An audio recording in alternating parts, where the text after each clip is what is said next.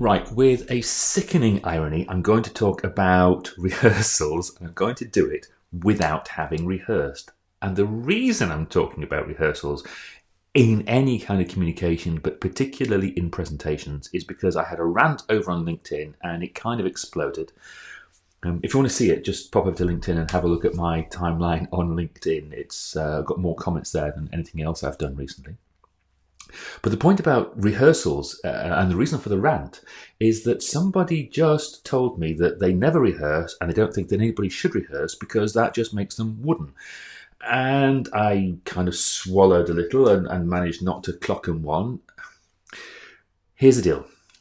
95% of people who think they can improvise on stage and they're giving a cogent and structured presentation are deluding themselves. I don't want those people to confuse being authentic on stage with being crap on stage. Okay, you got that? The two are different. But here's the thing about rehearsing. It is not intended to get you to the stage where you're going in your head, what should happen next? What should happen next? What am I supposed to do next? Oh, yes, I remember. It is supposed to get you to the point to go, doing what is supposed to happen next without thinking about it so you can concentrate on your content and your delivery.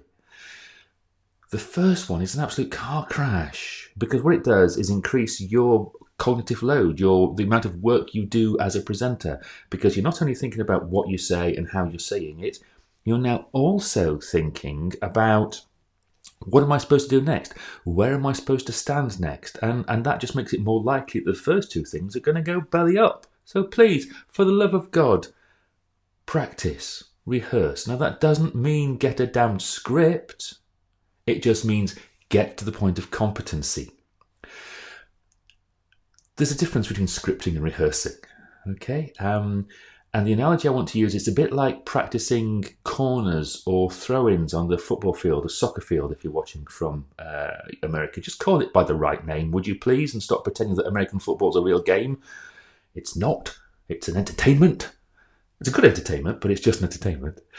The idea is that when you rehearse, when you practice, you're supposed to practice lots of little bits, lots of little chunks, so that in the flow of the game, the flow of the match, as it were, you can put all these things, that's the presentation, for those of you who aren't following the analogy, you can put all of these things together in a way that flows and works depending upon what is going on in the presentation.